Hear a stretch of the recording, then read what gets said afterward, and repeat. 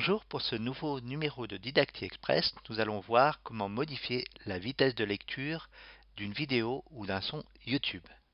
Si l'on souhaite travailler sur un morceau de musique pour jouer par-dessus, par exemple, pour l'apprendre, ou si l'on souhaite accélérer ou diminuer le débit pour un tutoriel, parfois il y a des personnes qui parlent trop lentement à notre goût ou trop rapidement, nous pouvons le faire sur YouTube. C'est ce que nous allons voir maintenant. Pour cela, il y a deux manières. La première consiste à utiliser des raccourcis clavier. Pour que ce raccourci clavier fonctionne, il faut dire à JAWS ou NVDA d'ignorer la prochaine touche. Avec JAWS, c'est la commande insertion guillemets, ou si vous préférez, insertion 3 de la rangée alphanumérique. Avec NVDA, c'est insertion F2. Puis, si vous souhaitez diminuer la vitesse, vous appuyez sur majuscule plus virgule. Pour écrire le jour de la semaine d'une date donnée en toutes lettres, nous avons déjà vu au cours d'une astuce précédente que nous pouvions utiliser la fonction texte. Pour augmenter la vitesse, appuyez sur majuscule plus point virgule. Par exemple ici, nous avons saisi la date du 21 décembre 2021 dans une cellule, et en utilisant la fonction texte avec 4J, ce qui nous permet de savoir que ce jour correspond à un mardi. Mais si nous souhaitons connaître le numéro de ce jour au sein de la semaine, nous allons plutôt utiliser la fonction dédiée joursum.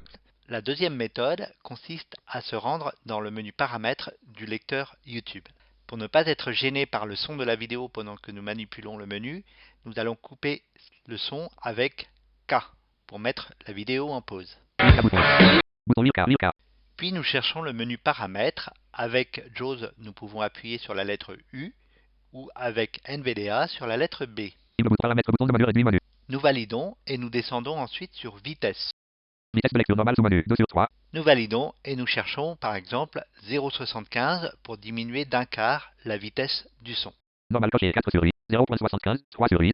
Nous validons, puis nous relancerons la vidéo en appuyant sur la lettre K sans avoir oublié auparavant d'ignorer la prochaine touche. Tapez la touche à ignorer.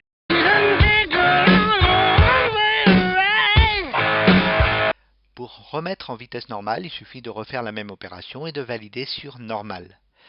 À noter que si vous appuyez sur la touche F5 pour rafraîchir votre page, la vitesse que vous aviez définie reste valable, reste enregistrée.